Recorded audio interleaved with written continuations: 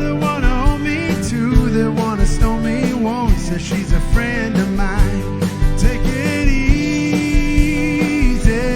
take it easy. Don't let the sound of your own wheels drive you crazy. Lighten up while you still can. Don't even try to understand. Just find a place to make your stand. Take it easy.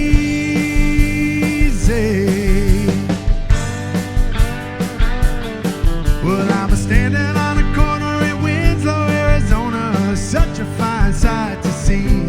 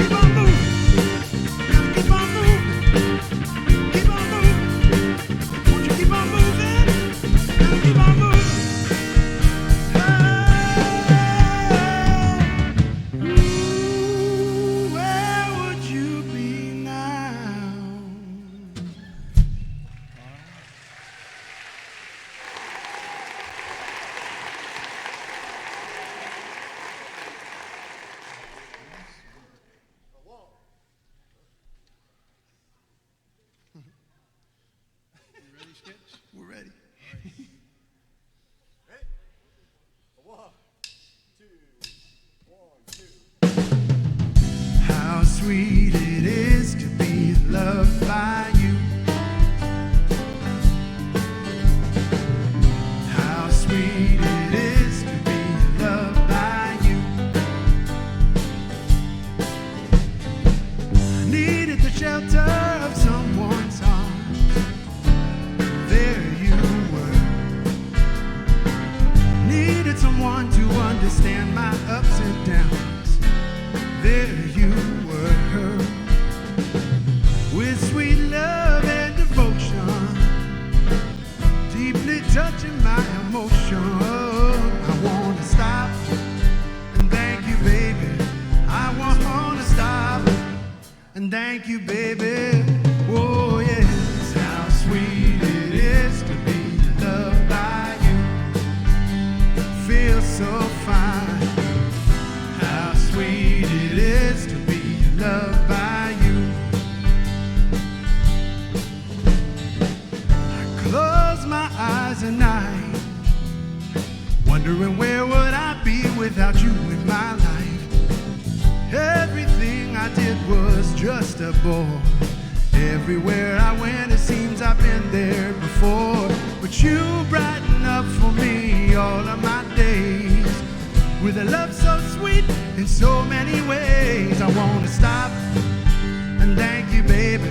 I just want to stop and thank you, baby. Oh yeah, how sweet it is to be loved by you. Just like sugar sometimes. How sweet it is to be loved by you. Oh, yeah.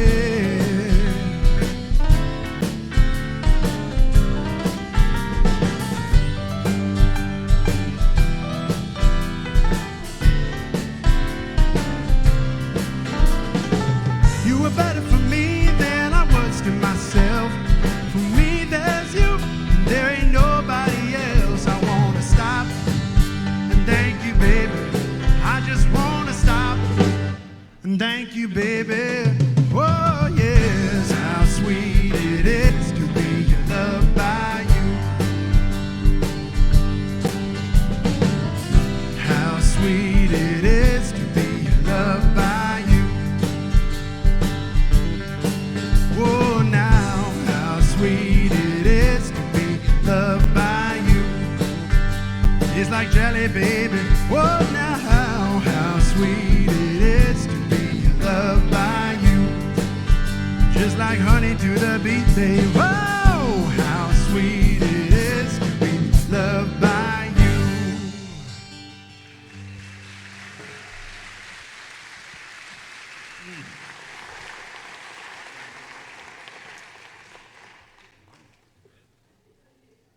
I'm getting there. Technical difficulties. That's right. My network. All right, skills.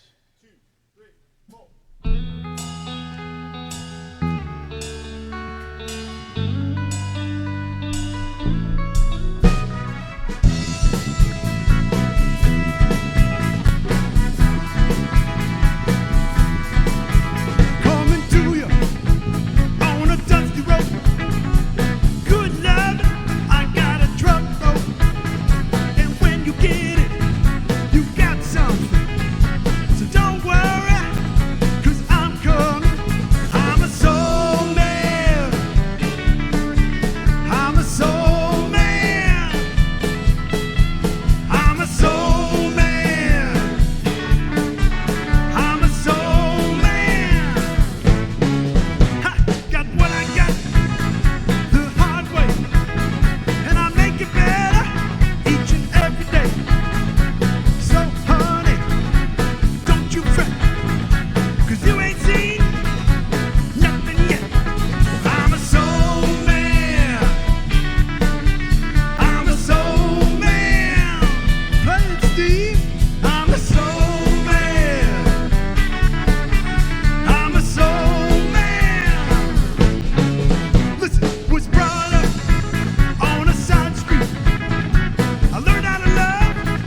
before I could eat.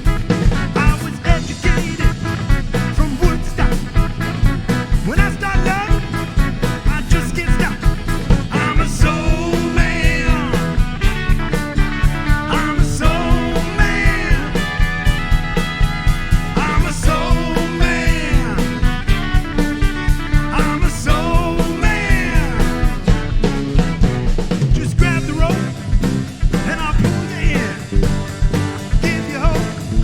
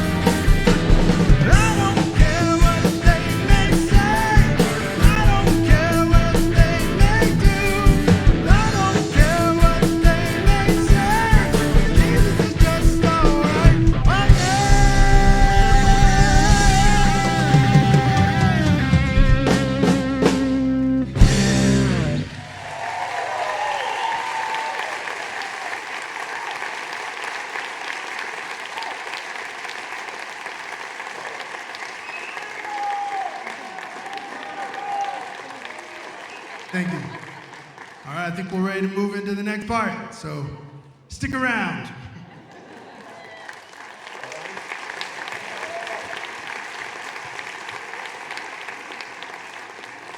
Rock on. Nice. Will they turn me on? Am I good? Test.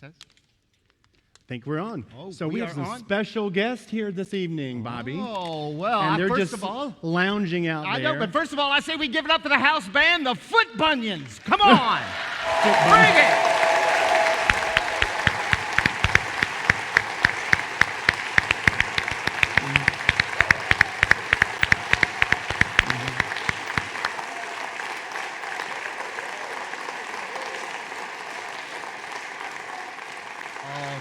I think that name is going to stick.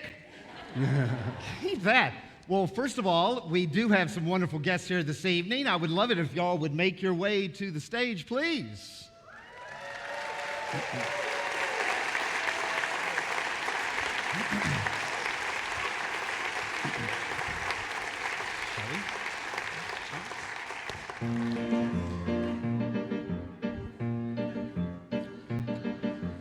Willkommen, bienvenue, welcome.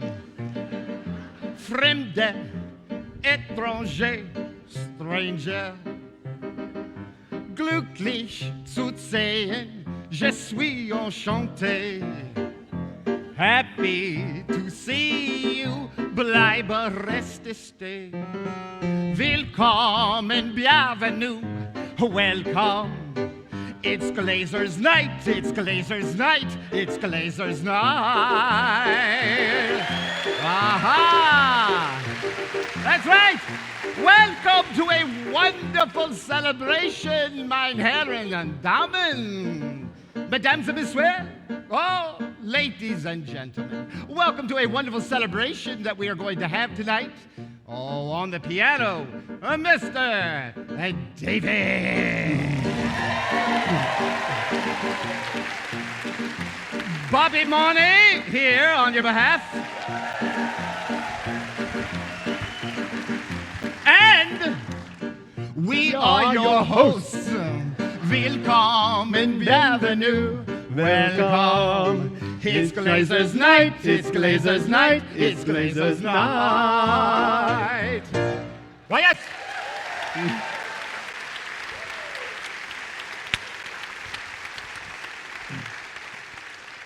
Welcome to a wonderful celebration that we are going to have this evening. And we are so excited to celebrate a man who has given his time, talents, and all the gifts that he has. Your friend and mine, Mr. Mark Glaeser.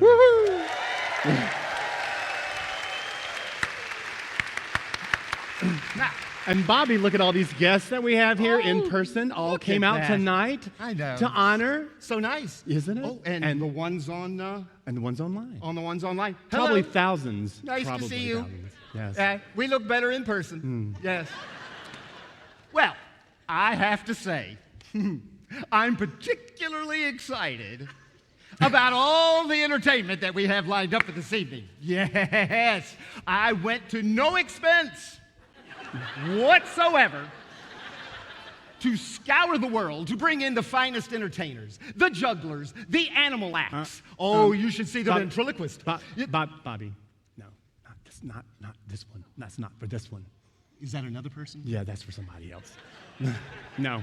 Okay, so what do we have for Mark this evening? We have something very special. Oh, yes, we do. Yes, we do. I told you. What is it? You're going to be very excited to hear this. Okay, yeah. Speakers.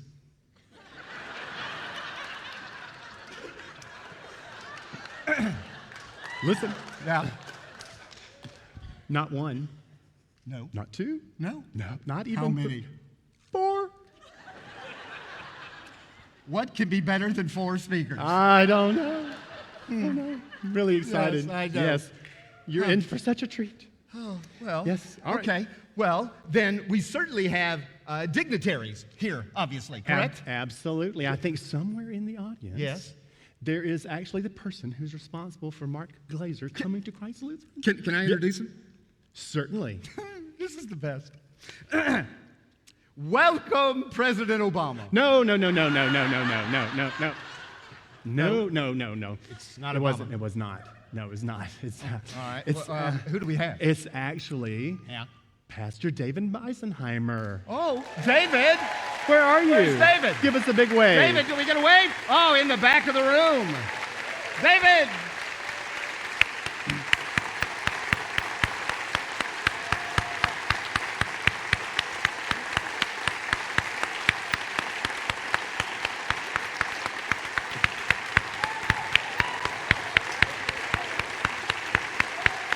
Yes.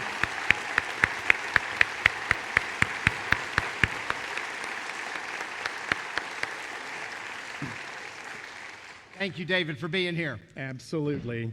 So, Yeah. exactly what year did Mark come to Christ Lutheran? I think I have a good guess on this one. Oh, yeah? Yes. I believe the date he was here was 1864.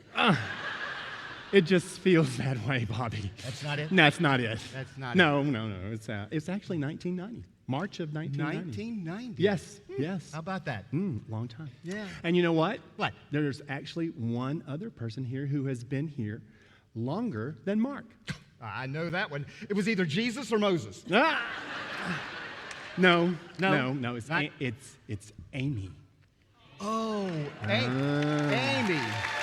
Yeah.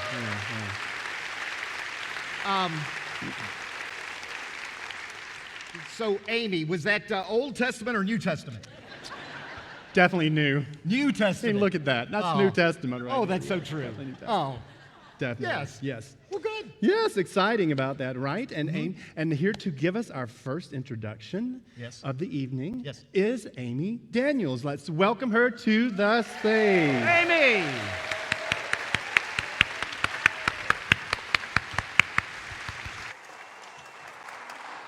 I thought I was going to be able to weave humor in this. Nobody told me Bobby and David were MCs. We want to start the evening in prayer, blessing the meal that most of us had and our time together. Most gracious God, we do indeed give you thanks and praise for this day, for our worship, and for this celebration of the ministry of Mark. Please bless our food and fellowship and all that we are about this evening, that all that we say and do might glorify you and may please you this day. In Jesus' name, we gather and pray. Amen. So, Mark, I brought you two gifts: toothpicks, real ones, and Band-Aids.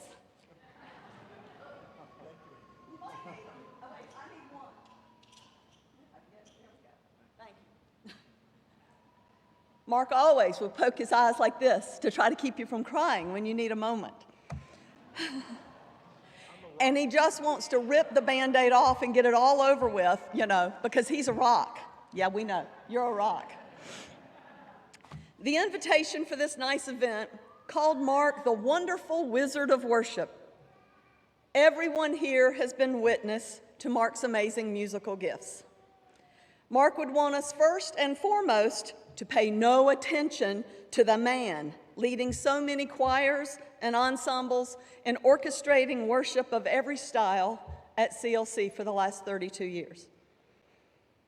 As long as we have seen Christ, as long as we have felt the Holy Spirit, and as long as we have praised God, our Creator, in corporate worship, He has done His job from behind a curtain, from over a music stand, from a bench at an organ or piano, and in all the worship planning meetings and leadership meetings and preparations for each of the more than 1,500 Sundays of worship.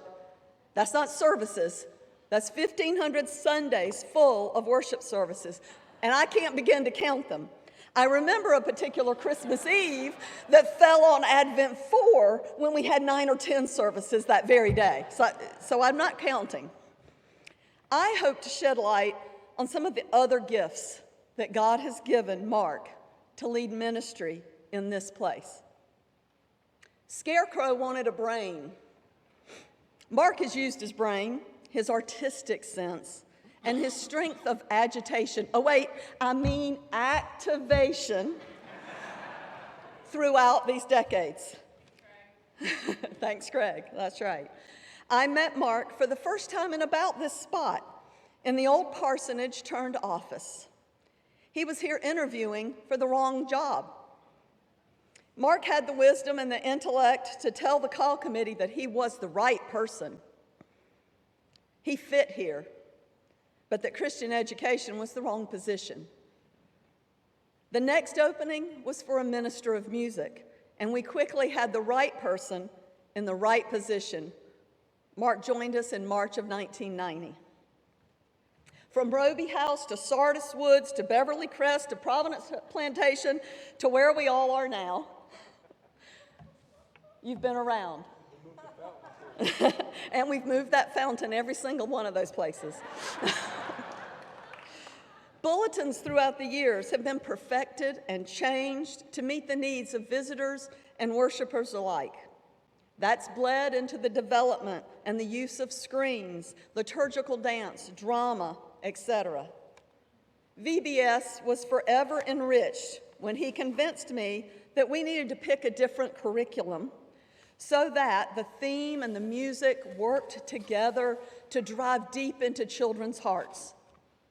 I will also never forget the VBS closing program with all the children on the risers in Spirit Hall when the fire alarm went off. That was a day. Our Seder meal, complete as an experience of Christ's Last Supper, came about in very short order after brainstorming during a lunch out under cherry blossoms one Lenten day. Again, no time like the present for an activator like Mark. And for as long as this sanctuary is in use, Mark's legacy will remain. He dreamed and planned almost for 2 decades before the architects and the master's plan and all of us that helped make it happen and come to fruition got together. Yeah.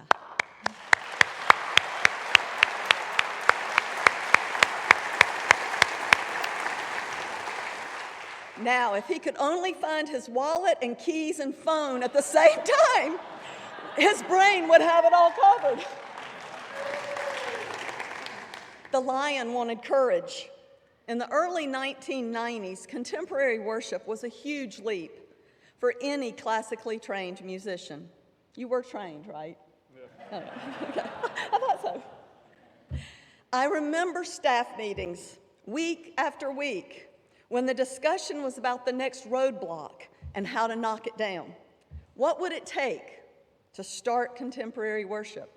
Eventually, David Meisenheimer said, let's set a date and make it happen, and we did. Mark did.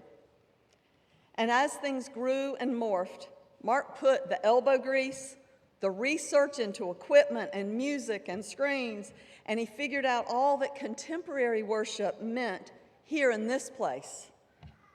All the while making traditional worship the very best it could be also. Our changing worship schedules for semesters and years on end were but one of the side effects of making worship all it could be. Never forgetting Christian education and its force and an element here at who CLC is. Tin Man wanted a heart.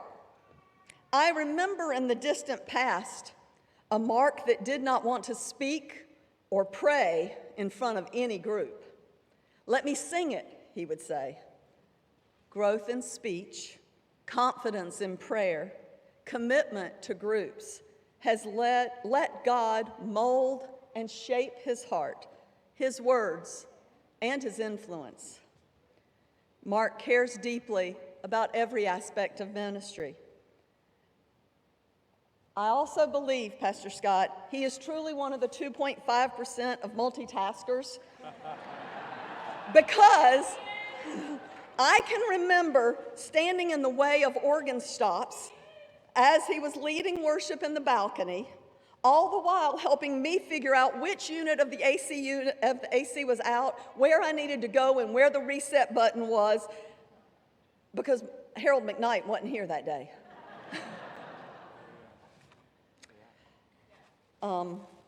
Mark's heart made sure that Meisenheimer Administration Center, our church offices, were as beautiful and as functional as possible. We had no money for painters in 1997, so we used cases, literally cases of caulk and gallons of paint of the very perfect color. He had help, but he picked it to transform that house into our offices. I can't stop without talking about Mark's family. Gwen and Kristen have been tremendous assets to our ministry and inspiration for Mark. I will never forget Mark's excitement about his toddler daughter following along and chiming into responses as he listened to a cassette tape. Do y'all remember those? A cassette tape in the car. He was listening to worship on the way to work one day. The family has shared Mark with this congregation very graciously. And they have, yes.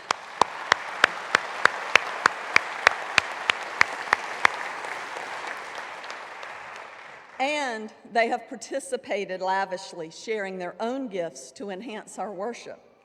Caleb brought his own set of gifts. I'm not sure if you've noticed, but he plays almost as many instruments as Dennis Contreras. You do. God, through Mark's gifts, has drawn out the best in me and the best in all of us. In the old days, there was talk of a dream team that David Meisenheimer envisioned and called together. We couldn't imagine a new senior pastor that could work out well for us. We had all the bad scenarios figured out, and it was going to be one of those. But now we've been doing ministry together with Pastor Scott for more than 2 decades. Now, we've worked with several iterations of a staff dream team. Now we compare our teams and say, no, mine's the dream team. No, yours is no, mine's the dream team. But one of Mark's greatest gifts is sometimes thought of as a negative quality. He literally cannot do anything alone, people. Did you know that? Yeah. So, the dream teams have morphed to include every volunteer, every participant in all of ministry. This congregation has the Holy Spirit alive and well, and we are blessed to all be on a dream team together. Thank you, Mark Glaeser, for making everyone feel valued and for giving all a sense of belonging and ownership. Mark's gift in using music to bring people together, to make our best music, to glorify God in all that we say and do, is a far greater gift than his actual musical talent, which is substantial. Well, I'm not saying that. The Scarecrow, the Lion, and the Tin Man all had needs, and the Wizard was able to help them understand and draw out what they already had inside of them. Mark has allowed God to work through him in order to draw out gifts and talents from everyone he has come in contact with in ministry. He has had remarkable impact on me personally, on my own family, on many individuals and group, and on this church, and on the church at large, throughout the ELCA, AGO, ALCM. Are there some other acronyms I don't have? As a called and ordained minister of the Church of Christ, as a deacon of the ELCA, Mark Glaeser has lived out his call from God in very faithful and creative ways. Yeah.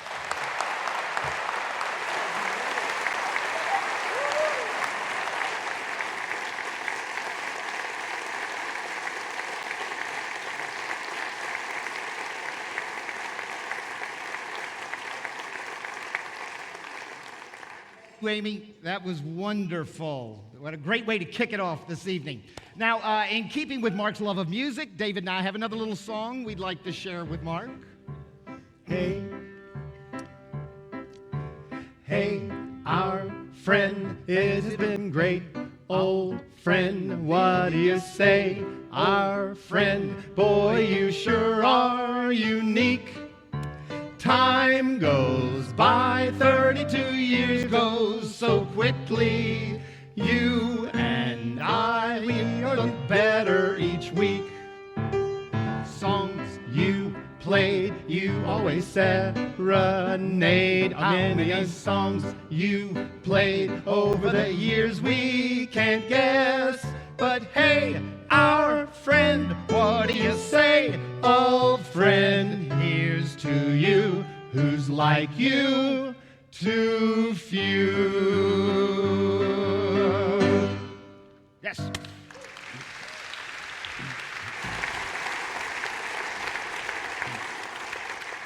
Now, David, I have a question I've always wondered. What's that, Bobby? What the heck does a director of music ministry do? Good question. I know. Yeah, I mean, I've been here forever. we work one day a week, right? That's what I thought. That's right, right. Yeah. Well, maybe you could share that with us. What do you think they do? Well, you know, actually, in reality, now that you actually, I think about it, Okay. they do all those things that you sort of expect them to be able to do. They play the organ, they play the piano, they direct choirs. Gotcha. Yeah, and they direct children's choirs, things like that. Okay. Yeah. So Plan with all- worship. Yeah. With all that said, so what the heck does Mark do? Okay, all right. Let's get serious about this. Okay, all right. He does a lot more than all of that plus, okay? Well, name Contemporary groups as well, you know, Okay. Spirit Song, the Yeah. band, things like that, right? Vacation Bible School, always there for that, as Amy mentioned, you know. point. Children's choirs, we said that. Handbell choirs, recorder quartets even. Wow. I know. Not everywhere. Gosh. Yeah, Joyful Noise Boys, you heard of them? Yeah. Yeah. Heard of them once or twice. Once or twice. Pretty Yeah. good, yeah, pretty good group. A CLC orchestra, dance, drama, theater. Okay. The Christmas I mean, I know. You've Yes. exhausted me. Yes. But we also know that he helped with the worship center planning, right? Yes. I mean, the aesthetics of this sanctuary, the pit, the Sunday school classrooms. I mean, we are all sitting in luxury, are we not? Yes.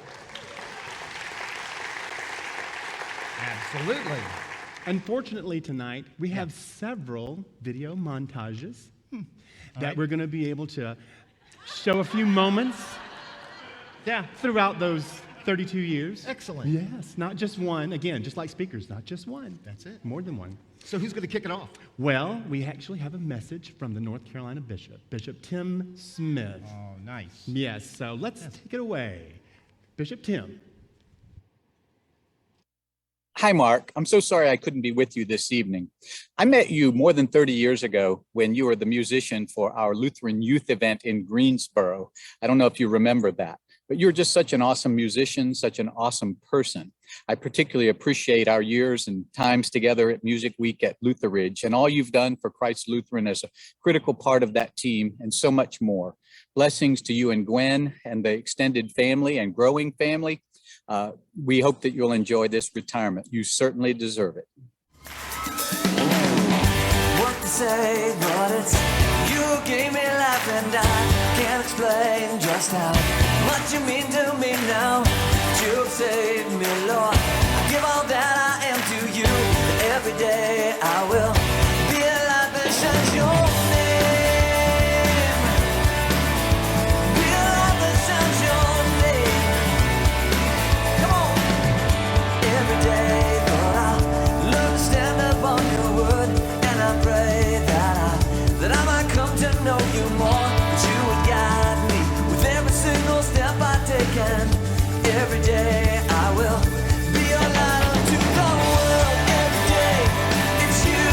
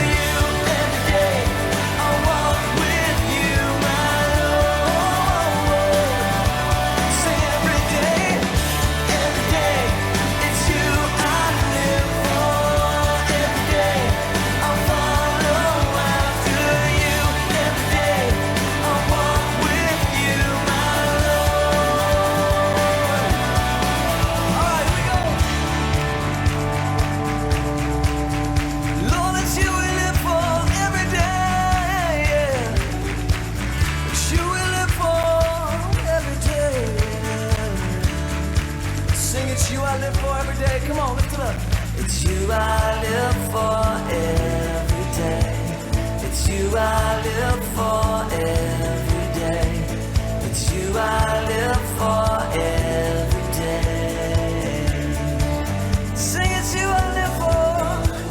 It's you I live for every day. It's you I live for every day. It's you I live for every day. It's you I live for. It's you I live for every day. It's you I live for every day. It's you I live for every day. Sing every day. Here we go. 1, 2, 3, say. It's you I live for every day. I follow after you every day. I walk with you, my Lord. Sing every day, every day. It's you I live for every day. I follow after you every day. I walk with you. It's you I live for every day.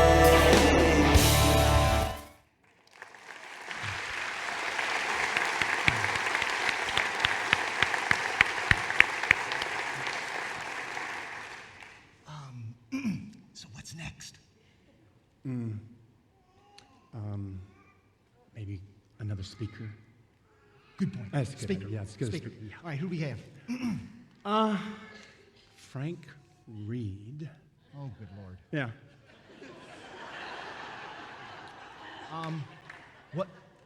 What we gonna say about him? I got nothing. I know. I got nothing. I know. Yeah, well, I mean, I guess what I could do is we could introduce him the way he told me to. Excellent. What did he say? Mark's longtime acquaintance and Mark's personal hero.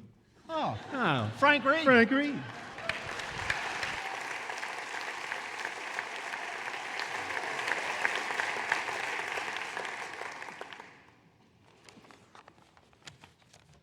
High risk.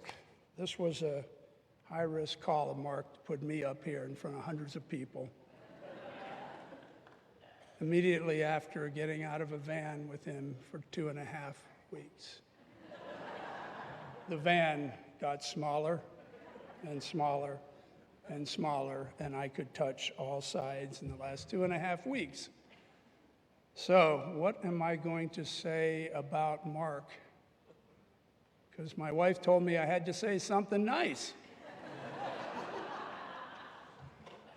No, that's not going to work. So, I know. When Mark falls asleep in the van, he neither snores nor drools. That's all I got.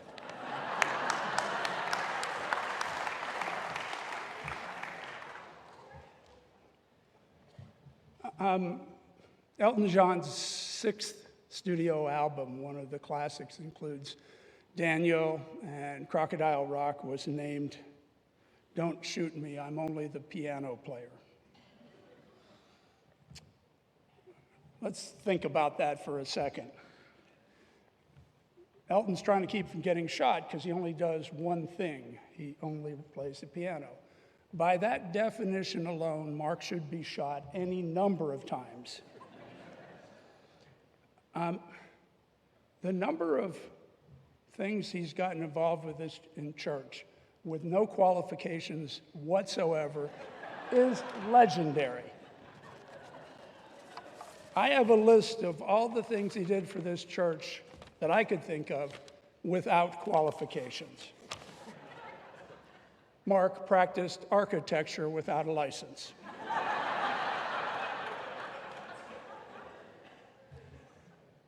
He was a Broadway show producer without any experience.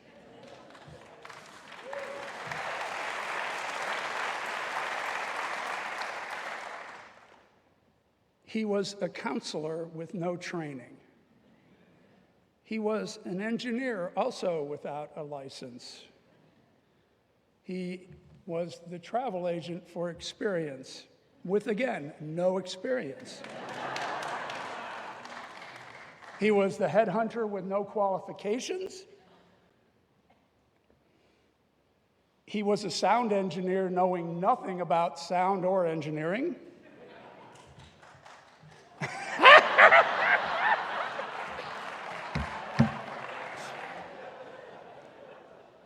And he offered free consultation on anything, anywhere, at any time.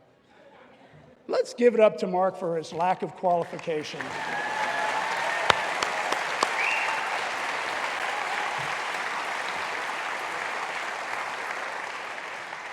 I think I can say without exaggeration or hyperbole that Mark is the least qualified member of staff ever.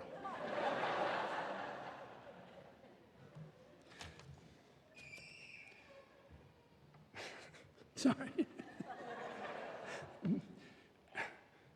When David Meisenheimer hired Mark, despite a truly troubling mustache, everyone had them. Come on. And let's be clear, a staying alive haircut. Mark's correct. We should all have been arrested by the fashion police in the 80s. No one, least of all Mark or David, could have imagined the 32-year journey we just went through. When they were thinking about it, would they have imagined there would be television screens the size of 2 ping pong tables on each side of this room? That we'd be worshiping 1,000 people? That Mark could be talked into doing contemporary service? That everybody in the audience has a supercomputer in their pocket that can take pictures and videos, and they can fact check every single thing I say with Google on the spot. When you think of where this church was when Mark and Amy showed up and where it is now, is nothing more than remarkable. While mainline churches all over America are shrinking and dying, this community has thrived and grown and grown and thrived. I think, and I may be prejudiced, but one of those reasons is that Mark Glaeser was part of it. It's not to say we don't have amazing talent everywhere, but David, this was a genius hire. I did not say hired genius. I said genius hire. And when I say genius hire, those incredibly rare hires where their talents and their skills and their abilities met the moment, but they grew and grew and took on challenges we couldn't even imagine. Couldn't even imagine. It was a genius hire, not a genius.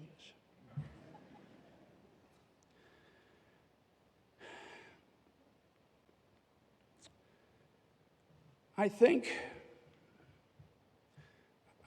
we have to go back to the moment Mark finally gave in and decided he better do a contemporary service. David Meisenheimer, 6'6", walked into Mark's office and loomed over his desk and said, "I've got my day timer. Tell me when you're going to start a contemporary service." Mark couldn't get out of the office, so they had to pick a day. This story has been confirmed by both participants, by the way. And what a sad experience it was. It was Mark on keyboard and Steve Carragus on drums, and there were 20 people in that poor little gym over there while the rest of us were upstairs in tradition. I mean, it was 6 months of sadness.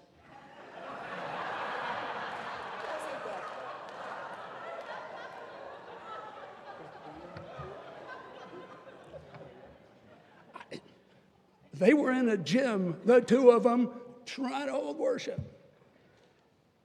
After 6 months, it started gaining and gaining and gaining and gaining and gaining to where we are now. It's nothing short of remarkable.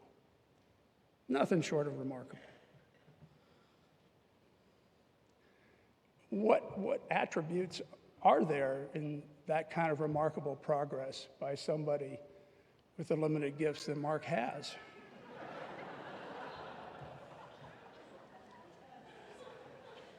Who asked you to speak?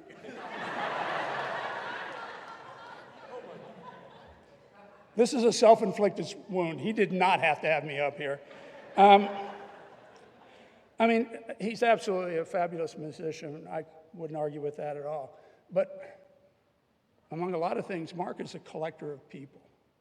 At his heart, he is an extreme extrovert that relates to people and people and people. At the end of the day, he is a collector of folks. That video showed you a small part of that. I was on the committee to put this program together, and we were thinking we would have 150 people showed up, 400 RSVP'd, and I don't know how many are streaming right now. Mark collects people. It's part of his oxygen. One of the reasons the community is so strong is Mark collects people, and that is a very cool thing. Mark also has almost limitless energy. He got up every Sunday of every week of every month for 3 decades and brought it all.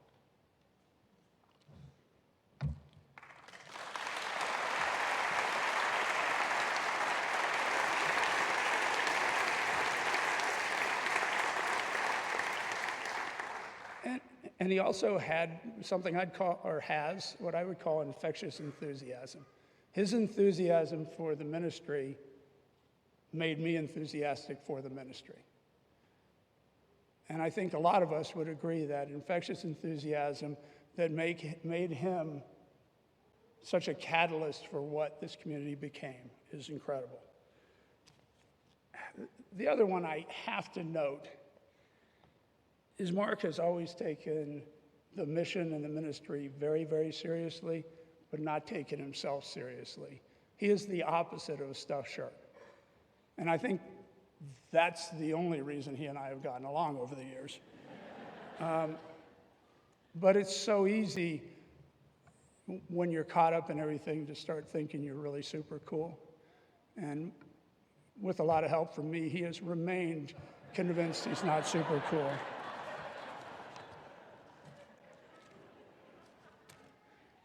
There's also this freakish ability to look at something from 30,000 feet and then in a microscope. It's a combination of ADD and OCD that is rare in one person.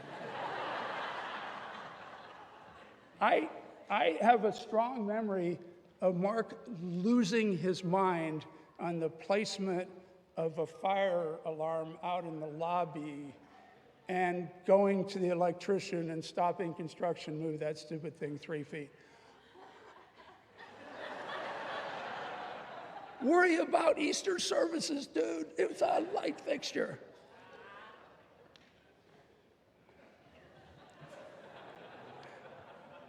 He also deeply, deeply cared about us. Deeply, deeply cared about all of us. Probably most important, we got Gwen, great singer and tremendous people person in her own right, Kristen, and eventually Caleb, for the price of one Mark.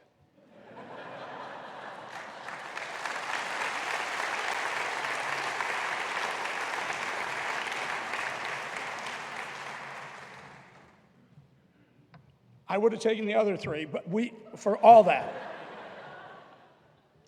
Apparently, to be a member of the Glaeser family, you don't join it, you have an audition.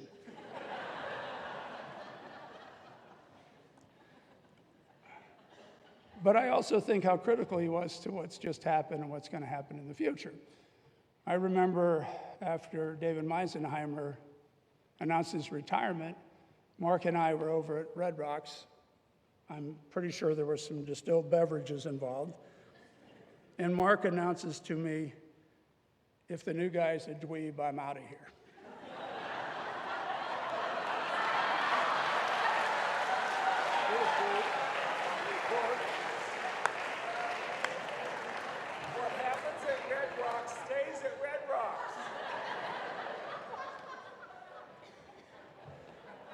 Scott, after 20 years, I think you made the cut, dude.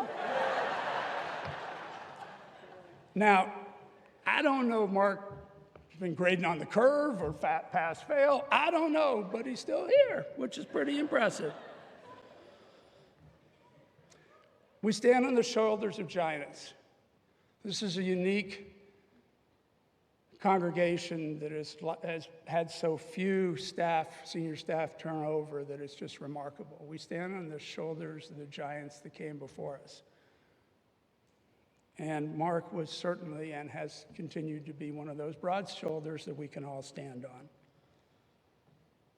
Mark's final contribution to the ministry I want to mention is his succession planning. He searched all over America to find his replacement and found a very talented musician.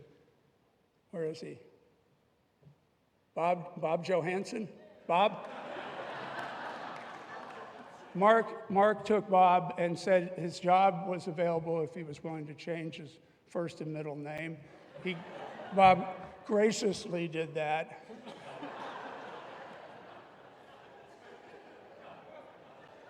Which has started a dynasty. If one of us comes back in 200 years, the music minister will be Mark the 14th.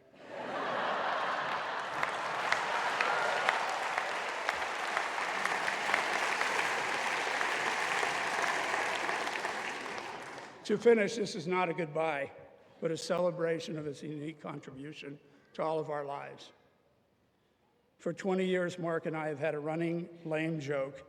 One of us saying to the other, "You're my hero," and the immediate response is, "Aim higher."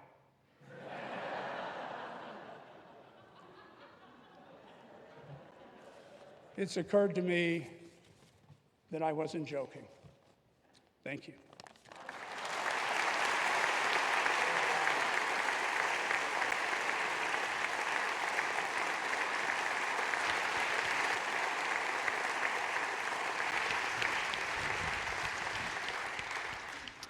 Thank you, Frank. We're so glad that you were asked to speak after all.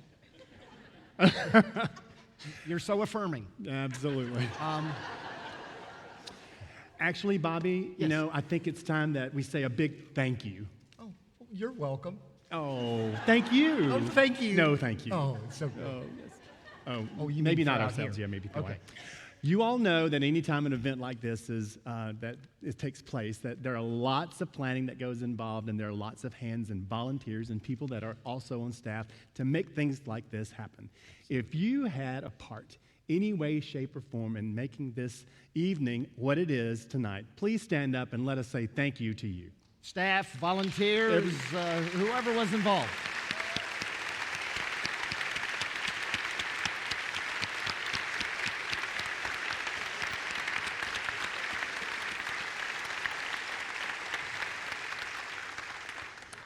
So, Bobby. Yes.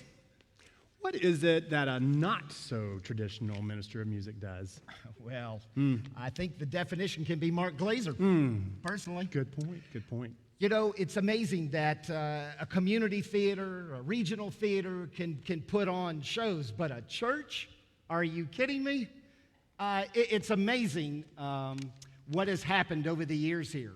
Just to name a few: Mary Poppins, Joseph and the Amazing Technicolor Dreamcoat, Music Man, Wizard of Oz. Wizard of Oz, of course. Children of Eden. Godspell, Children of Eden, all of those. Not only did the majority, if not all, of the performers and people who participated come from the congregation, the people who came were from the congregation, but more importantly, the other people who came were from the community.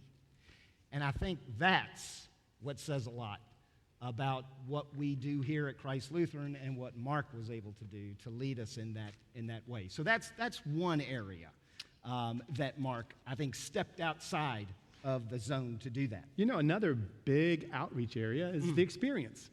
When you think about that. And, Absolutely. And not only was it a ministry here for so many young people, and the fact that they had that experience and that they take it with them wherever they go, but also when the experience would go on tour, for example, and spread that good news gospel through music all over the nation. Many trips, right?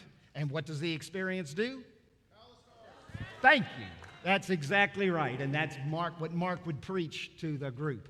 Tell the story. And that's what they did all over this country. Absolutely. Other areas that Mark, just really quickly, performances at nursing homes that people got to hear. Going to McClintock and playing with Willie Pinson in the chorus there. That was always a huge deal. Yeah, and Luther Ridge Music Week, that's where I first encountered Mark. And right. He sort of tricked me into taking some things over. But he's really good at that. I mean, he's a master at those kinds of things. And he's very much involved in things like what Amy was mentioning, ALCM, the Association of Lutheran Church Musicians, and very involved in the ELW, the worship book that all Lutheran churches use now. Absolutely. And remember the time we went down to Florida for the National ELCA that Spirit Song sang for the whole country on that. So, what better than, Mark, your favorite, another picture montage, maybe of the musicals and the experience. Take a look.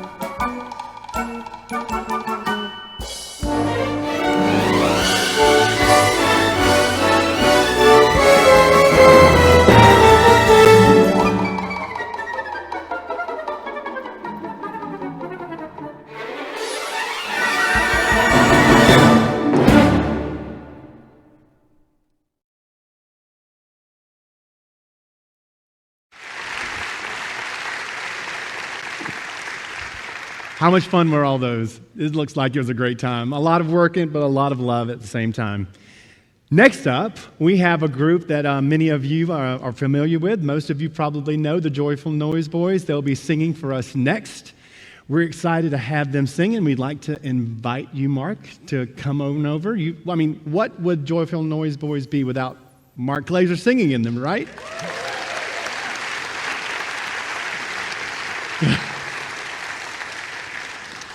So he started this group back in 2001.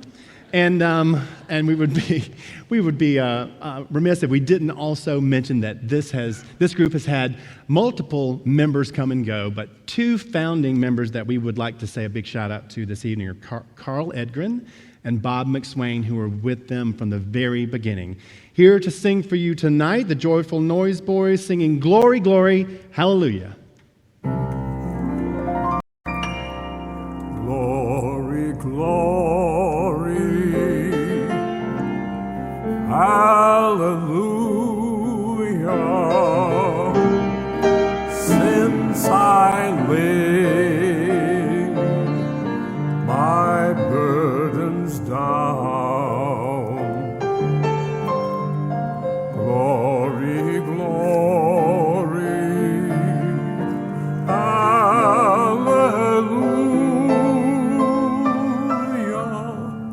Since I laid my burdens down, I've shown courage through the trials. Since I laid my burdens down, I've shown courage through the trials. Since I laid my burdens down, I am hopeful for the future. Since I laid my burdens down, I am hopeful for the future. Since I laid my burdens down, I am thankful for the journey. Since I laid my burdens down, I am thankful for the journey. Since I laid my burdens down, glory, glory, hallelujah. Since I laid my burdens down, glory, glory, hallelujah. Since I laid my burdens down, my burdens down, my burdens down.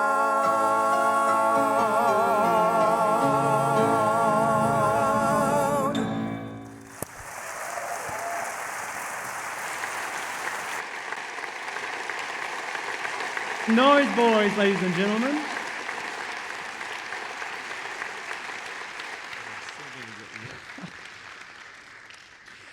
Well, another speaker's coming. This one's exciting, Bobby. Yes, we're finally going to get the inside scoop into the Glaeser household. Oh, thank goodness. Wonderful. We have waited a long time. We have. Yes, years. Yes.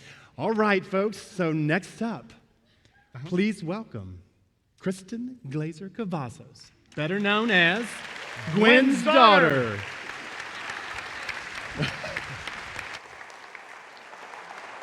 I don't know that anyone's ever referred to me as Gwen's daughter. Mostly Mark's daughter. Did you see my speech before I did this? Oh boy. Wow. What a day. Truth be told, I don't think any of us envisioned being here quite so soon, but here we are. In thinking about what to say today, I assumed that you all asked me because you were looking for a different perspective. I assumed, wrongfully, that you had invited other people who would say nice, sweet, sentimental things, and I should take a different approach. I assumed you wanted me to give the inside scoop.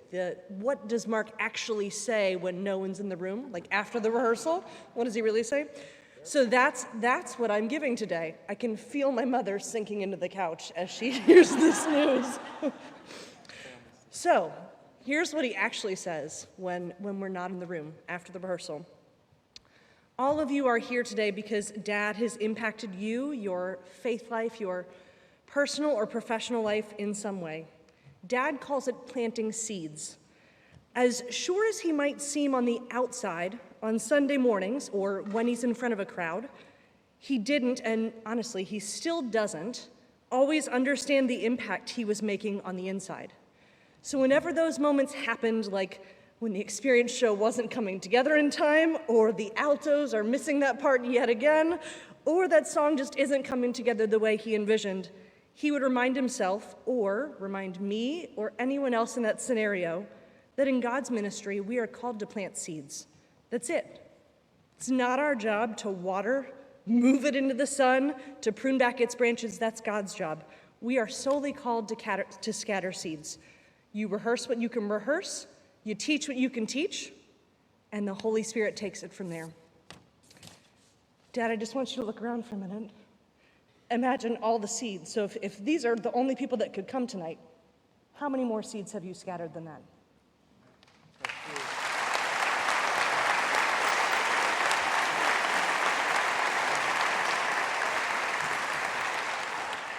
I wrote this speech about a week ago, and then Dad, this weekend, you just kept giving me more fodder, so it kept getting longer. Do you realize what you told me on Friday? Literally on Friday, you had no idea this is what this is about. Yet on Friday, he called me after rehearsal and said, do you remember what I said about this job? He said, if I brought even one person closer to faith, then I did my job. You did your job.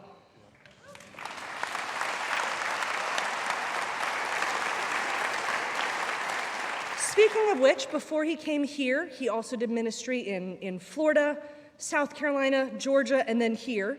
You know, most music ministers don't actually stay in one place for 32 years.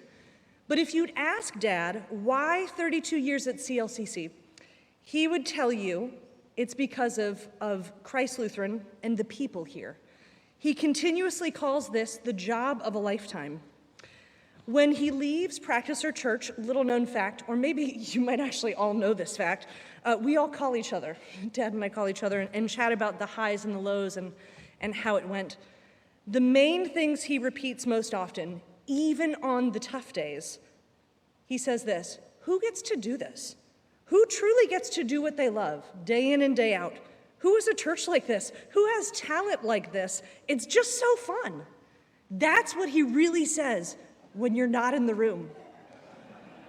Good.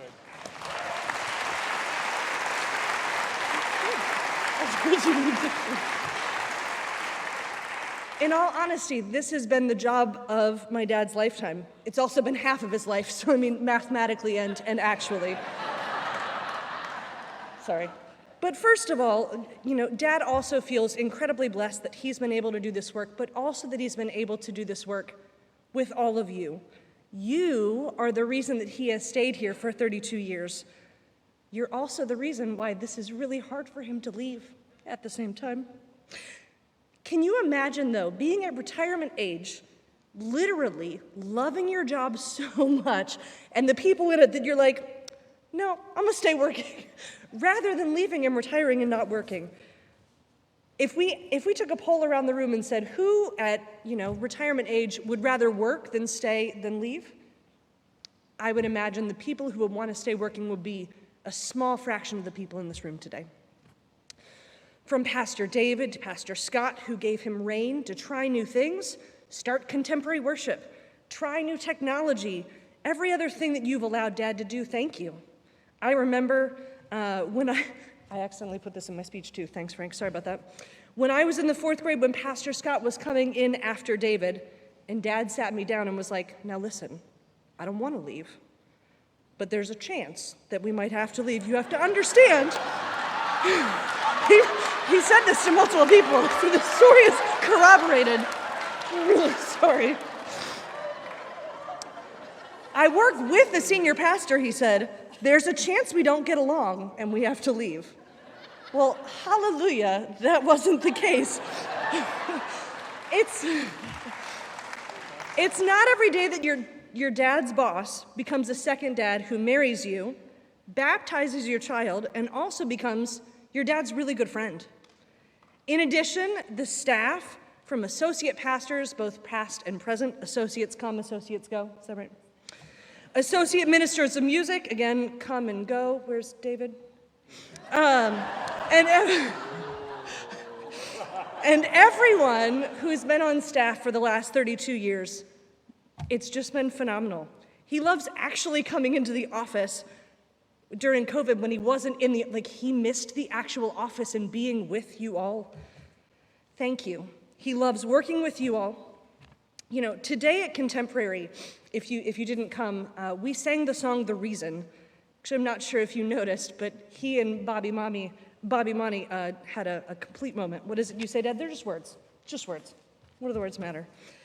But the lyrics are, "You're the reason I live, you're the reason I sing."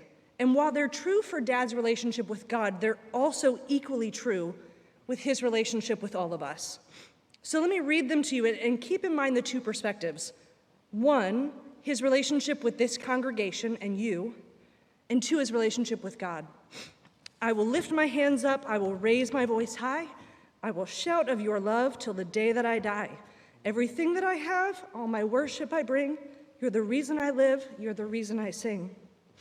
So that's a little bit about Dad and behind the scenes and what he honestly says about this ministry, these people, his boss, and this job when no one else is around. And I think all of us would love to have jobs like that. On a more personal note, I want to close thanks from me to you. Whew, this last page is going to be harder than I thought. These have been the... We got this, team. He's the rock, not me. I'm not. I do not claim to be. These have been the best past 32 years that I could have imagined. Now, granted, I don't remember much of the first two before we got here, so the bar is low. But regardless, thank you for instilling in me a love of music and offering everyone ways to be involved. You've given me a single place and a church to grow up in. How many kids of ministers can say that they've been at one church for almost their whole life? Probably not many. And that literally became my definition of family. To the second moms that I have, their kids, one of whom is my best friend and the godmother of my child, all of these relationships are because of you. The memories, the times we spend together are because of this place and drawing us together. Many of you may not actually know this. You probably think that I forced Caleb to move back here from Charlotte to Texas. This move was actually Caleb's idea. He saw the family that had been built here and this community and this ministry and decided that is what he wanted for his family. So, thank you for all you've done for me, for my family, this community, this ministry, and everyone who is and isn't in this room tonight. I'm going to close with a very personal story, but it's one that fits fairly perfectly. I've gotten through this once without crying out of the 90 times that I've practiced it. So, a while back, Dad and I were visiting his therapist to talk through cancer, jobs, our life, and everything that comes with the diagnosis and how it impacts all of our lives. She asked him what I thought was a really interesting question. She said, "What are you afraid of?" And Dad said that I haven't done enough. As a father, as a worker in the kingdom of God, I should have or could have done more. And I'm going to share with you the response that I gave him, both as a response to my father and as a closing to the statement. My response was, I'm not ready for you to go. Certainly not asking that, and I'm not sure Christ Lutheran, to be honest, is ready for you to go yet emotionally either. But what more could you have possibly wanted to accomplish? Look around this room. Well done, good and faithful servant. Well done.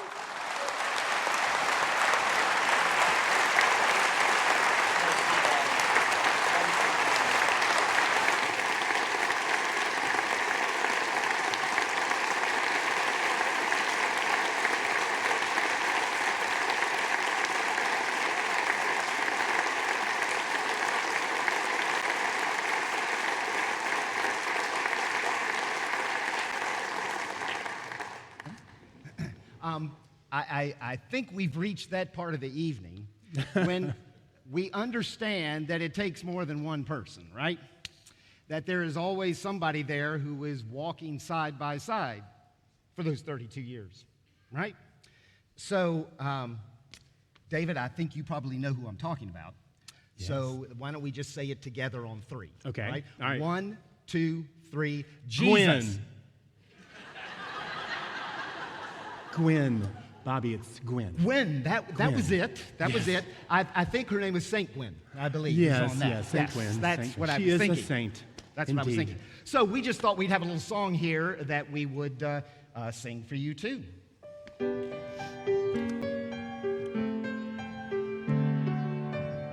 Wherever they go, wherever they do, they're gonna go through it together. They may not go far, but sure as a star, they are, it's together.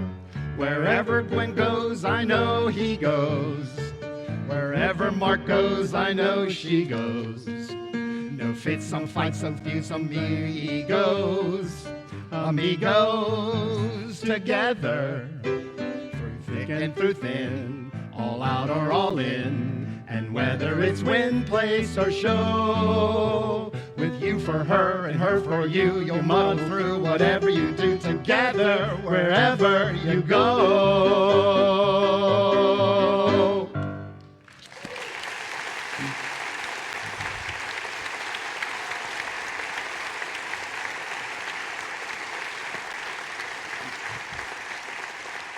You know, it really does take a team, and it's best when you have someone beside you, a spouse, a significant other, someone that can go with you and support you in your ministry and your call. Absolutely. And I would say Gwen is a stellar example of being there throughout that entire time, all 32 years and beyond.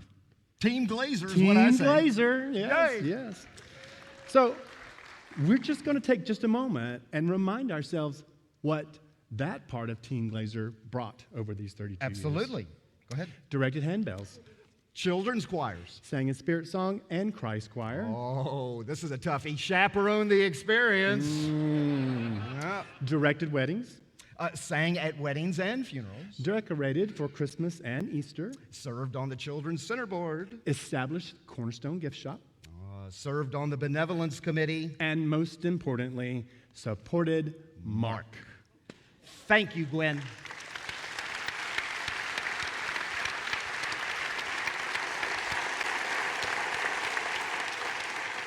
So again, it's that time, that special time for pictures, huh?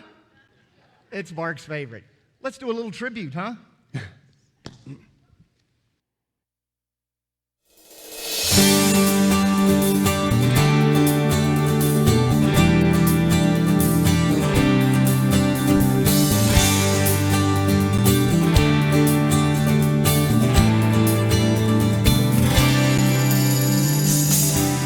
Sun and moon and every star are there to show me who you are. I can be sure your fingerprints are everywhere.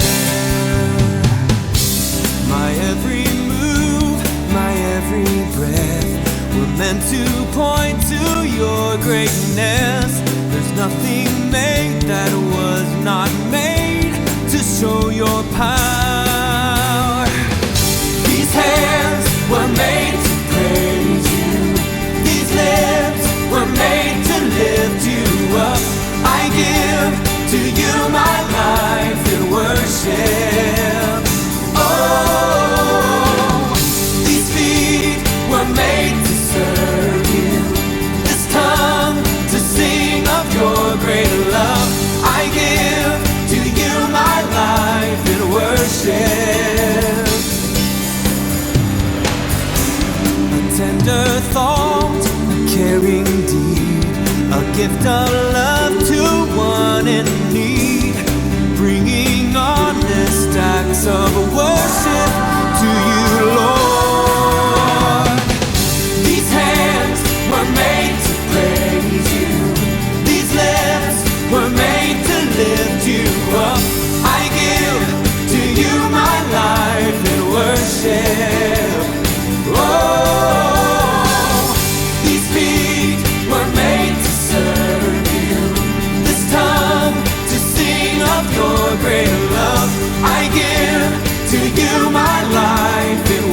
worship. Lifting holy hands in worship to you, Lord. God, receive this humble sacrifice of praise. These hands were made to praise you. These lips were made to lift you up. I give to you my life in worship. I worship you. These feet were made to serve. Oh, serve you. It's time to sing of your great love. I give to you my life in worship. I give you all to worship. These hands were made to praise you. These lips were made to lift you up. I give to you my life in worship. Oh, these feet were made to serve you. This time to sing of your great love. I give to you my life. I give my life. I give my life in worship. Give my life. I will give my life in worship. I give my life to worship you, Lord, to worship you.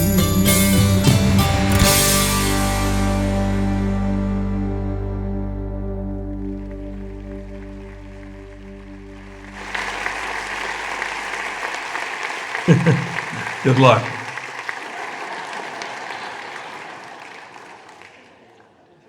We'll close, and before we get to our final speaker, I would just like to take one moment, Mark, and say to you personally from me, what a pleasure it was to be able to work with you. I felt us as a team being here, and you welcomed me, and you welcomed my family. That was a big step, I know, and it was an important step for me, and it will forever be a moment that I will always remember. And so finally, that time that we were able to actually get together and find a time to realize that there was a time for me and for my family to be here. Unconditional love is what I would call that. And Mark has that. Unconditional love for people here and all around. Thank you. You know I love you. Like my brother. So I've heard it said that people will forget what you said, people will forget what you did, but people will never will forget how you made them feel. You know, Mark is one of those unique people that when you are around him, you feel listened to, you feel important to him, you feel confident, you feel God's presence through the music that you hear, and lastly, you feel loved. So I've been lucky that I've had the opportunity of experiencing and witnessing Mark in a number of different settings over the years. You know, as a council member who had a chance to work with him, I worked with Mark and his team and saw how deeply he cares about his team, the staff, and the church on a daily basis. As a performer, both as a singer in numerous groups and in the musical shows that were performed here, not many know how much time he spends to make sure the music is perfect and correct, that everyone is prepared, and that the respect he has for each person that he works with is so important to him. And most importantly, as a friend, you know, the way he shifts the spotlight away from himself and the way he always has the right advice or the words to share. You know, Mark, thank you for allowing me to be a part of your life and for you being such a big part of mine.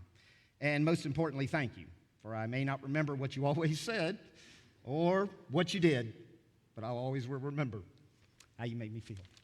Thank you.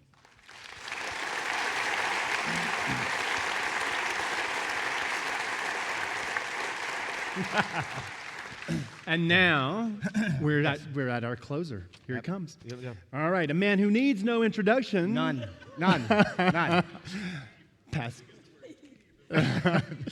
Pastor Scott Suskovic. Thank you, Scott. Take it away. Take us home.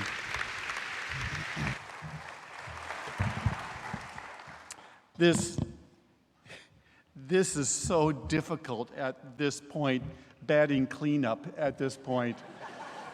It's a little late into the evening, and everybody has stolen every story, every anecdote, every angle. I don't know what's left. I think it's votive candles. That's what's left, is votive candles. Well, I'm not a stand-up comic that's going to keep them rolling in the aisles here. I want to tell you about that dweeb who came here 24 years ago. Because it seems like for 24 years, almost every one of my most vivid memories, somewhere along the line, certainly, Gretchen's in it, and Nathan and Hannah are in all of those vivid memories and milestones. But in almost all of them, Mark Glaeser is photobombing my memory, and he's there someplace from the very beginning. When I came here and I interviewed, Mark, I found out later, was highly doubtful that he could work with a person like me. I'm not even sure what that meant, with a person like me. First of all, he said this would be the first senior pastor he'd ever worked with that was younger than he was.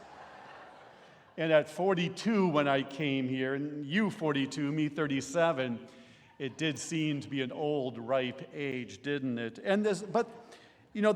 The first question, it may have been the first question, serious question that he asked me was my Myers-Briggs.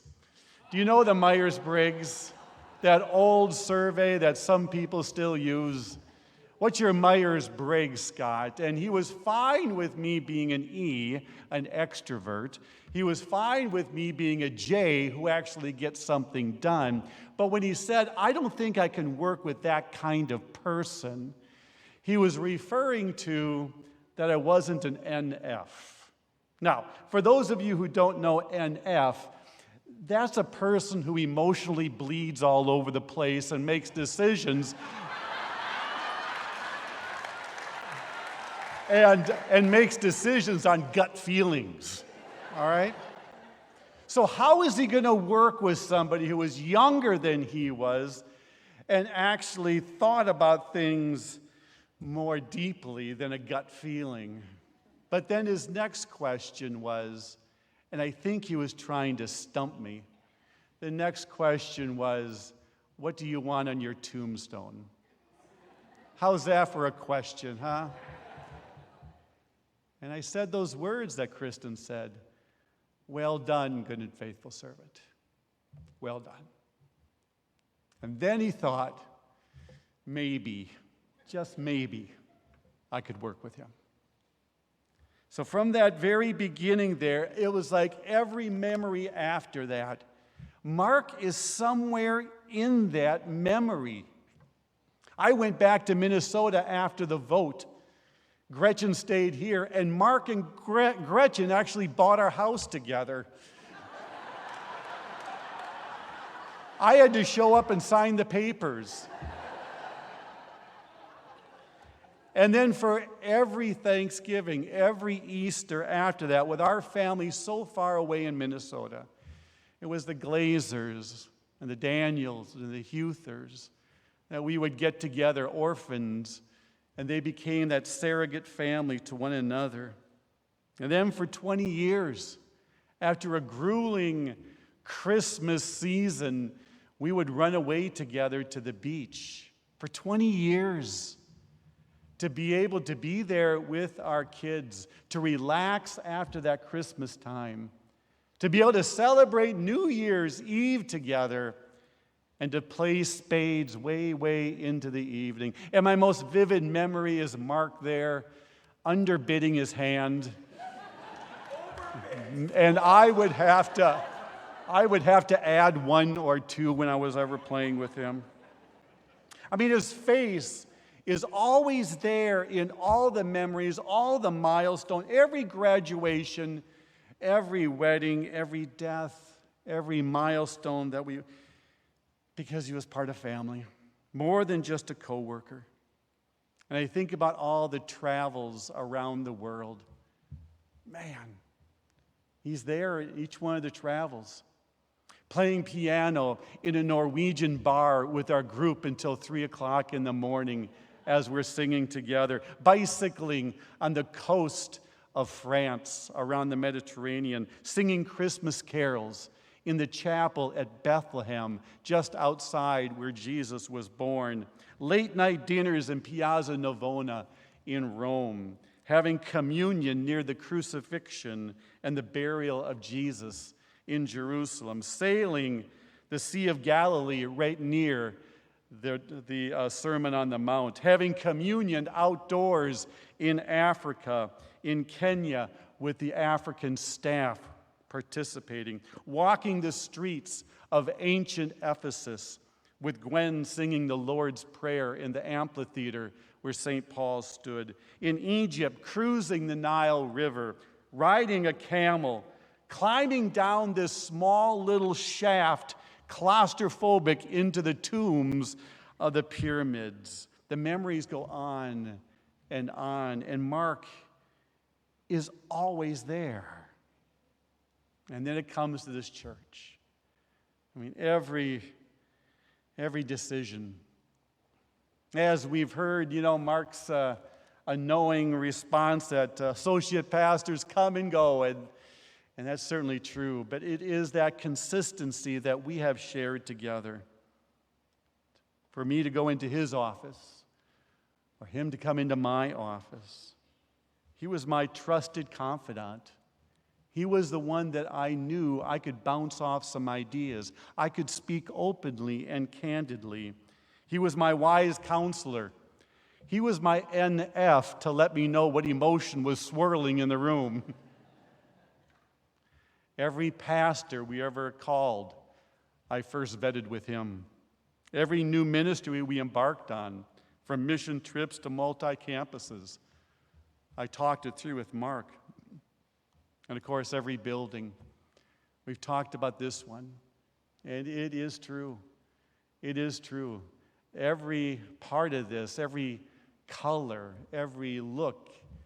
Whenever you build a building, and Mark and I literally, it was 10 years together that we were touring other churches around the city and beyond. 10 years. Looking at what we wanted and what we didn't want and what worked and what didn't work. 10 years. And now at the end of 10 years, I don't think we would have changed anything. Because of Mark's attention to the details. On my part, I only had 2 jobs in this whole building. I had to raise all the money, and I had to go to every construction meeting and tell Mark, no. No. We can't afford that. No. And darn it, he still got it anyway, making me think it was my idea. And now the day has come that seemed like it would never be here 24 years ago. Where did the years go? And I look around here, I look around this campus, I look around our 4 campuses, and I see we actually did do some things together during these 24 years.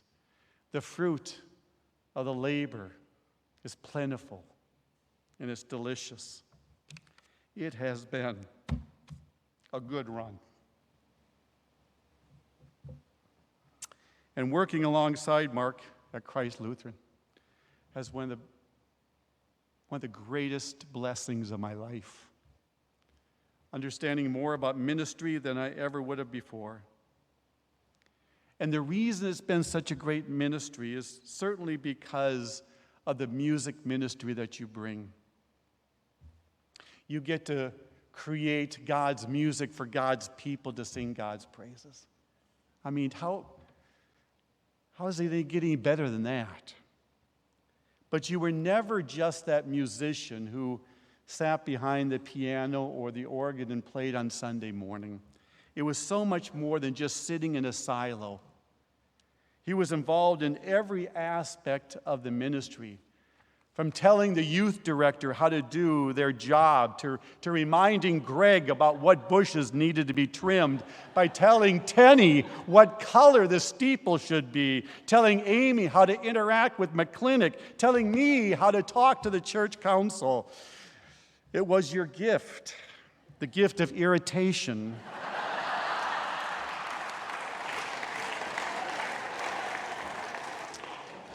But darn it, it was right. Most of the time, you were right. Your gut instinct, that NF, understanding people, sensing the right timing, knowing the church, and loving ministry. And for that, I thank you. Thank you for giving Christ Lutheran your very best years. And thank you for being with me at every milestone along the way. You have this uncanny knack, Mark, of making everybody think that you're their best friend. And I don't know how you fooled them all, because you are my best friend. I've had people ask me, so what do you feel right now with Mark's retirement? And for my Myers-Briggs, that's a little bit of a stretch. I'm sad that he's not going to be in the office. I'm going to miss bouncing off ideas with him. But I know that you're still going to be in my life. That's what makes it easy. You're still going to be photobombing all those memories for many years to come. But mostly, I feel a great deal of pride for you. I'm proud of the work you've done and the ministry and the impact that you've made. I'm also so excited for you. I'm so excited for you, Mark. I want you to use this time now to spoil your grandchildren, to gaze into Gwen's eyes more frequently,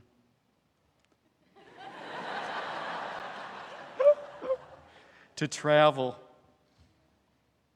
knowing that here at Christ Lutheran, you always have a place, and I hope you don't go far. We will carve out ministry and opportunities and whatever else.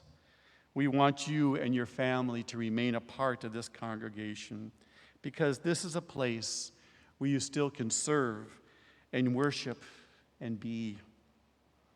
It's a place where each one of us tells you what is so deeply enmeshed in my heart regarding you. And it is those words, well done, good and faithful servant. Well done. You did it well. You finished strong. And you've been a tremendous blessing to all of us. Amen.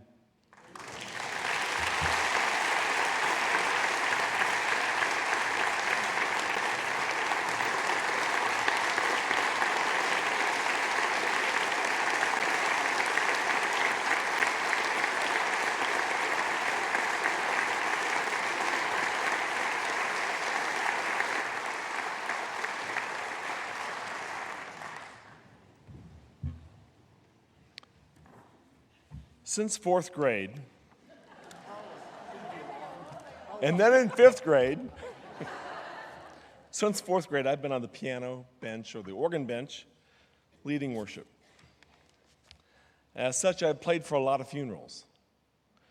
I've heard hundreds and hundreds of eulogies over the years and wondered, as I heard all those wonderful things said about the deceased, just what people might say at my funeral one day.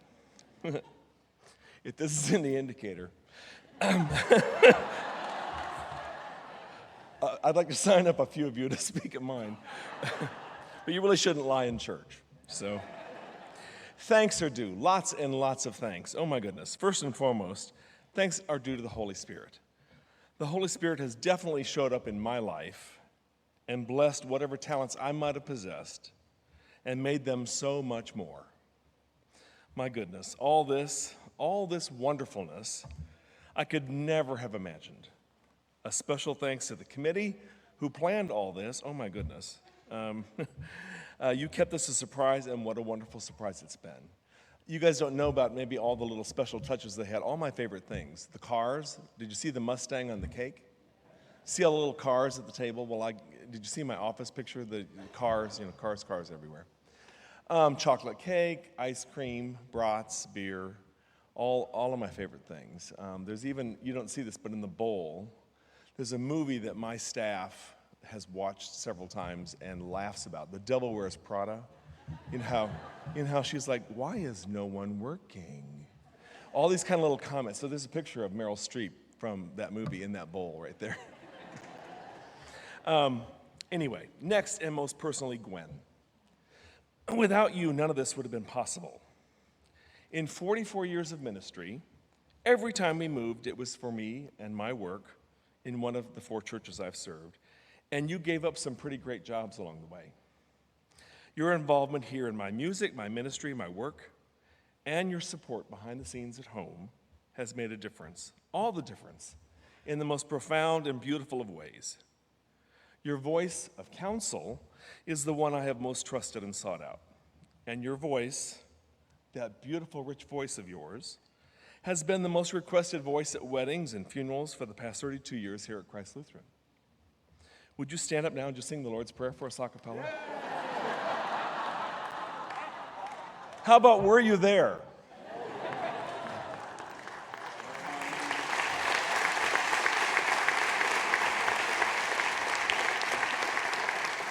Kristen, you have always been my favorite daughter. To be biblical about it, well, and you're number 2. I would have to say you are my beloved daughter, and with you, I am well pleased. Always tagging along with me, pulling stops, turning pages at the organ, singing in each and every choir, and starring in a couple of great musicals along the way. As an adult woman, mother of precious Chloe, teacher, and a leader in your job at Discovery Education, your intelligence and emotional awareness has made you the other voice I seek for counsel. Marrying a trumpet player and a bass player husband, Caleb, was a plus. Caleb, thank you for embracing our village here at Christ Lutheran and getting involved with your own great gifts and talents. I couldn't ask for a finer son-in-law.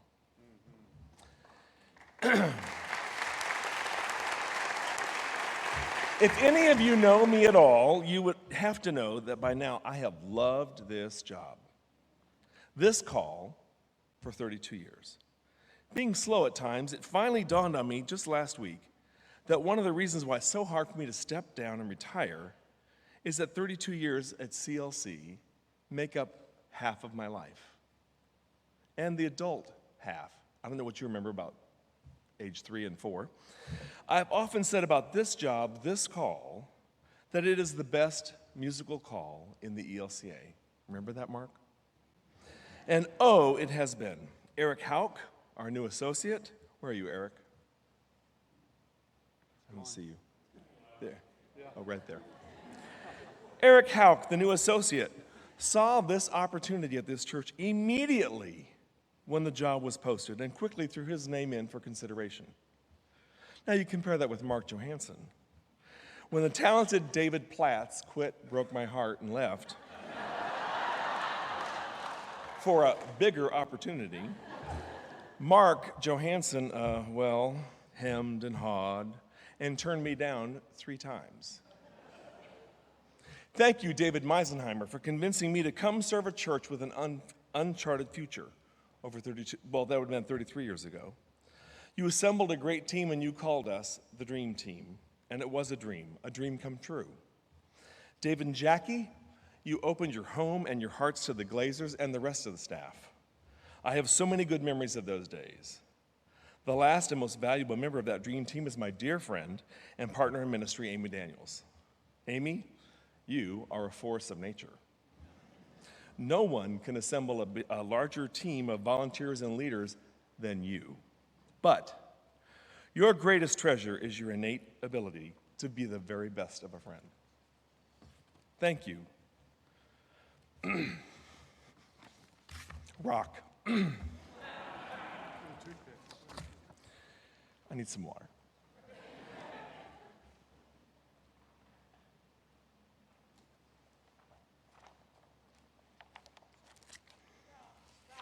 Rock. Thank you, Scott.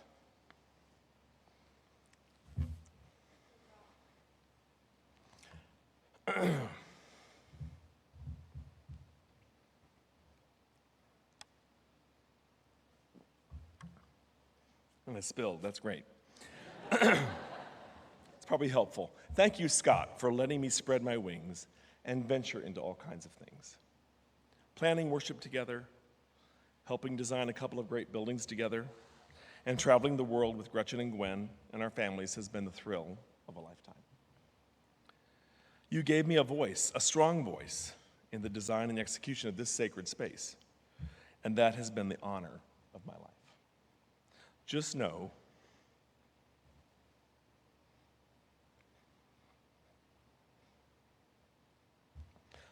you top the list of the hardest thing about my retiring. Thank you, church staff. You've been brothers and sisters to me. You have made work fun. I grew up in a great home, but not a happy one. And my brothers are probably watching this, and you guys know what I'm talking about. It wasn't fun. And so I have adopted this staff as my family. We have laughed and cried, and we've seen staff come and go, but we've accomplished so many things together in the name of Christ. I love that the offices are in a house, and we act like family, yelling and sharing and dreaming and coming and going from the office/bedrooms like siblings in a loving family. Does anybody know where my phone is? Thank you, music, worship, and tech team. You've been a blast to lead. Has anyone seen my keys? I can't help but feel that I've gotten the chance to assemble my own dream team. Some of you staff, and many of you are volunteers. I love each and every one of you and count it as a great privilege to have worked with you. I commit you, my team, for better or worse, to the young hands of Mark Johansson. Mark, you are so confident. Such a pain. You are argumentative, and you are difficult. You are also funny, quick, crazy smart, and even crazier talented. If I'd had a musical son, any son at all, I would like it to have been you.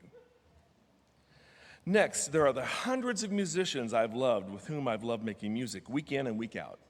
Christ Choir, Spirit Song, Orchestra, the Joyful Noise Boys, soloists, children's choirs. You've all strengthened my faith each and every single week as we've sung and played the good news Sunday after Sunday and year after year. Thank you, experience people. You are exasperating. Frustrating, I called you wretched children. Crazy, fun, and joy-filled people. It has been a joy getting to know you, seeing the country with you in a bus and sometimes two buses, getting close to you and seeing you thrive, seeing you grow up, seeing you become the wonderful people God has created you to be. And then there are the hundreds of volunteers, the altar guilds, communion assistants, music office volunteers, D. Sumlin, flower people, deacons, and more that have helped make worship happen every week. I'd claim the ushers, but they don't report to me. And then there's the people who've built sets for Broadway musicals for me, flying Mary Poppins across this very stage, sewn the costumes, acted and sang in the musicals, the lighting people, the sound people. We did Joseph and the Amazing Technicolor Dreamcoat, Children of Eden, Wizard of Oz, Music Man, and Mary Poppins. Wasn't it fun? Thank you, staff, former staff, friends, and I have some neighbors here, and former neighbors, for coming from near and far. You have touched our lives and made them all the better. Last and not least, thank you, congregation. Thank you for the opportunity of a lifetime to serve you. You are amazing. I've often said I don't know why the Holy Spirit seems to have given an extra heap of blessing to Christ Lutheran. I do know from serving 3 other churches that the biggest single blessing of Christ Lutheran is you, the people. You are what makes it different.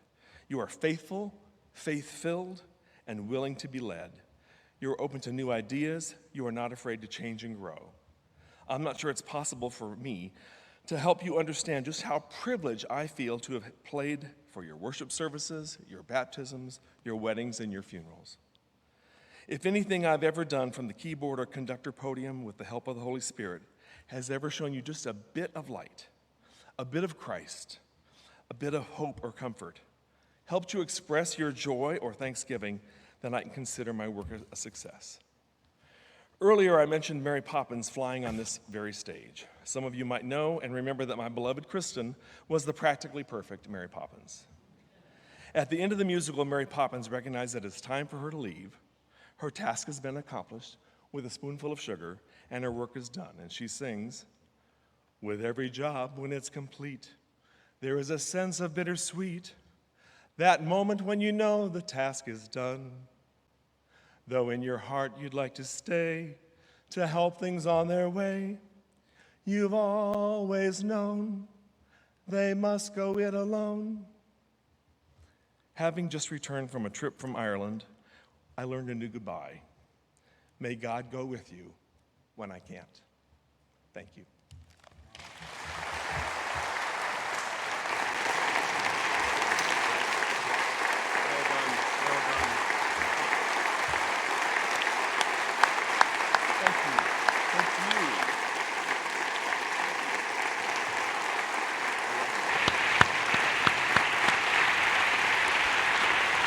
Check.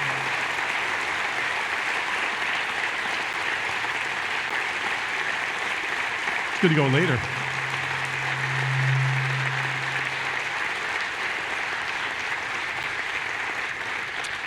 Well, Mark, the congregation has a couple of things to show you. And the first one is underneath here. It made by one of your favorite artists, Dennis Leffler. You know, Dennis and his team did the altar and the pulpit and the font, and he's used the same wood. And so what we'd like to do in honor is that we're going to name the choir room the Mark Glaeser Music Room, forever and ever. You're welcome.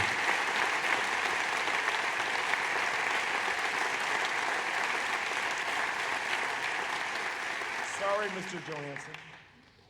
And, you know, the worship center was the first building that we built together. And it doesn't escape me that the music room is the most beautiful room with a balcony and French doors that overlooks the fountain. So that is clearly your room. And then he made this for your home as well, using some of the wood here from the sanctuary, a piano with his name on it there.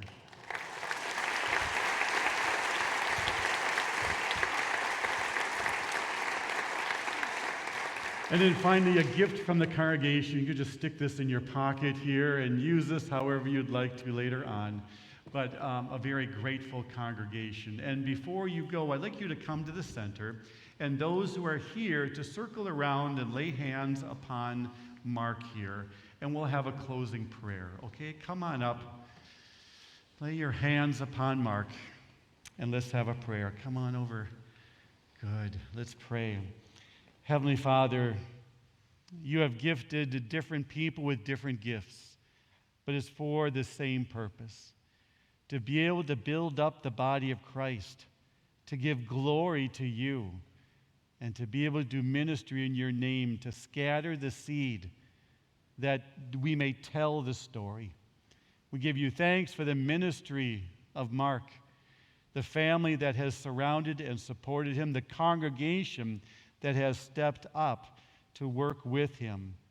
And as now he enjoys this retirement, O Lord, fill him with such a deep, deep appreciation for your Holy Spirit, that you have brought him up for such a time as this, to do remarkable things in your name.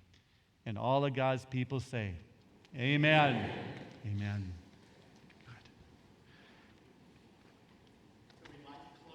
Evening by singing together. It seems only appropriate. A song that Mark and Donna Hannah wrote together. That was in the Lutheran Book of Worship, I believe. Yeah, well, it's in the New Cranberry Book, and so that means that churches across the nation and those across the world that use that book have this hymn to be able to sing along. We think that that's appropriate to end with tonight, Mark. So I hope you will. Let's all stand together, and that Mark, you'll bring us in. Come and direct us. Build us up, Lord. Yes. Yep.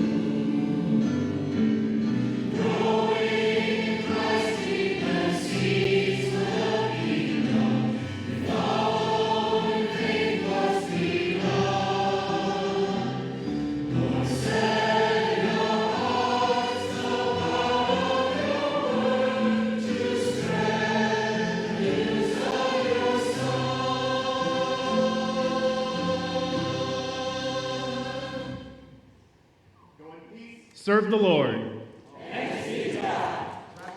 Thank you.